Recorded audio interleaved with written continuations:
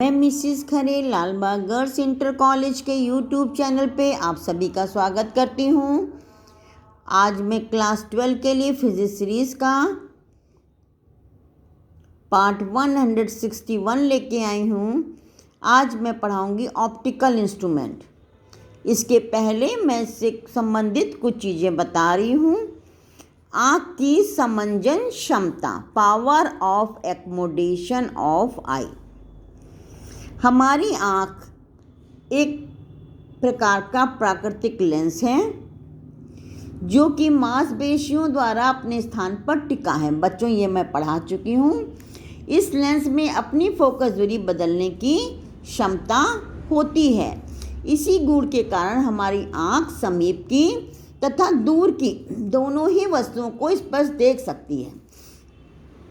जब हम किसी दूर की वस्तु को देखते हैं तो आँख पर गिरने वाली समांतर किरणें आँख के लेंस द्वारा रेटिना पर फोकस हो जाती हैं अतः वस्तु का स्पष्ट प्रतिबिंब दिखाई पड़ता है।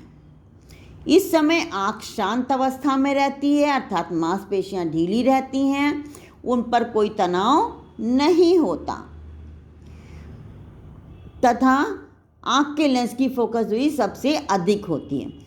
परंतु जब हम किसी समीप की वस्तु को देखते हैं तो मांसपेशियां सिकुड़ जाती हैं तथा आँख के लेंस की वक्रता को बढ़ा करके फोकस दूरी कम करती। वक्रता बढ़ेगी तो वक्रता त्रिज्या कम होती। बच्चों, वक्रता त्रिज्या कम होगी, फोकस दूरी कम होगी, अतः वस्तु का स्पष्ट प्रतिबिंब पुनः रेटिना पर बन जाता है।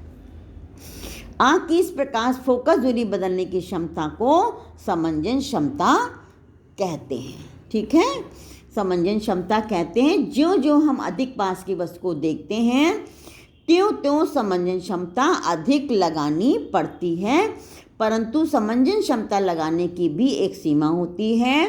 वो निकटतम दूरी जहाँ तक आँख अधिकतम समंजन क्षमता लगा करके स्पष्ट देख सकती है, स्पष्ट दृष्टि की न्यूनतम दूरी कहलाती है। नॉर्मल आई के लिए ये दूरी 25 सेंटीमीटर होती है। ये सब बच्चों जानते हो आप। यदि वस्तु आँख से 25 सेंटीमीटर से कम दूरी पर होगी तो वो स्पष्ट दिखाई नहीं देती। अब आइए दर्शन कोण। ठीक है, विजुअल एंगल है ना, विजुअल एंगल। जब कोई वस्तु हमारी आँख पर जितना कोण बनाती है उसे क्या कहते हैं? दर्शन कोण या विजुअल एंगल। ठीक है, उस वस्तु का हमारी आँख को दिखाई देने वाला आकार दर्शन कोण पर निर्भर करता है। दर्शन कोण जितना बड़ा होगा वस्तु उतनी बड़ी दिखाई पड़ती है। जैसे आप देखिए चित्र, इसमें देखिए ये दोनों ही वस्तुएं बराबर हैं। एक ए बी वस्तु दूर रखी है, A1 B1 जो है वही उतनी ही बड़ी वस्तु है लेकिन नज़दीक रखी है। तो देखिए जो दूर रखी है वो हमारी आँख पे छोटा कोण बना रही है और जो नज़दीक रखी है वो हमारी आँख पे बड़ा कोण बना रही है। ये अल्फा है, ये क्या है? बीटा कर दिया इसको।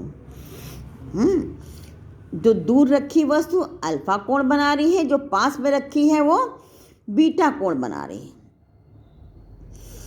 तो देखिए वस्तु ए बी आँख पर दर्शन कोण अल्फा बनाती तथा रेटिना पर प्रतिबिंब बन रहा है कैसा? CD। ठीक है, परंतु जब वही वस्तु समीप पे ले आए, A1 B1 स्थिति पे ले आए तो आँख का बनने वाला दर्शन कोण अब बढ़ गया, बीटा हो गया।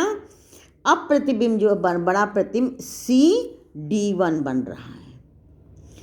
अब वही वस्तु आँख को पहले से बड़ी दिखाई देगी। इससे स्पष्ट है किसी वस्तु को बड़ा देखने के लिए दर्शन कोण बढ़ाना चाहिए। दूरदर्शी तथा सूक्ष्मदर्शी द्वारा दर्शन कोण को बढ़ा के वस्तु का आभासी आकार बढ़ाया जाता है।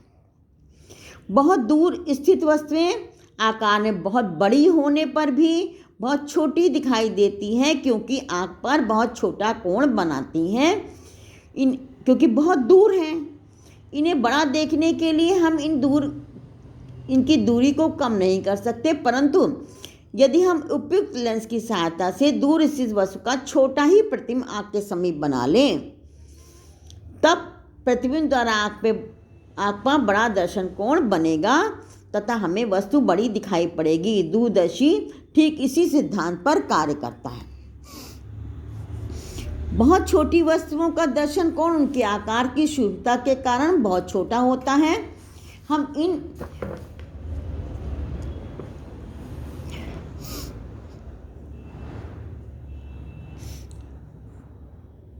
इन वस्तुओं को आँख के समीप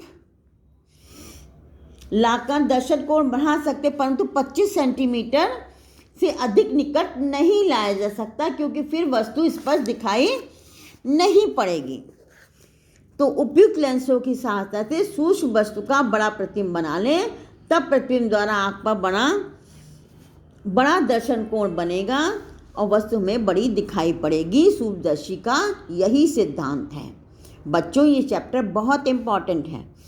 आवर्धन क्षमता, दूरदर्शी तथा सूक्ष्मदर्शी दोनों का ही कार्य दर्शन कोण बढ़ाना है।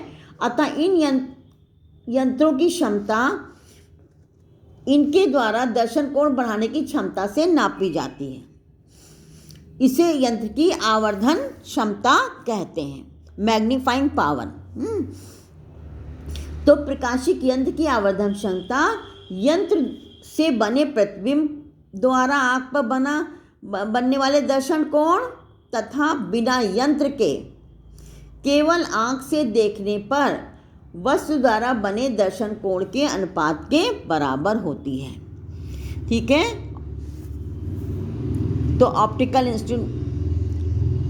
तो इमेज जो ऑप्टिकल इंस्ट्रूमेंट द्वारा बनाई जा रही है, उसके द्वारा आँख पे बनाया होगा दर्शन कोण, और बिना यंत्र के हम वस्तु को देख रहे हैं, उसके द्वारा बनाए गए दर्शन कोण के अनुपात को मैग्नीफाइंग पावर या आवर्धन क्षमता कहते हैं। आज के लिए बस इतना ही, मिलते हैं नेक्स्ट पार्ट में।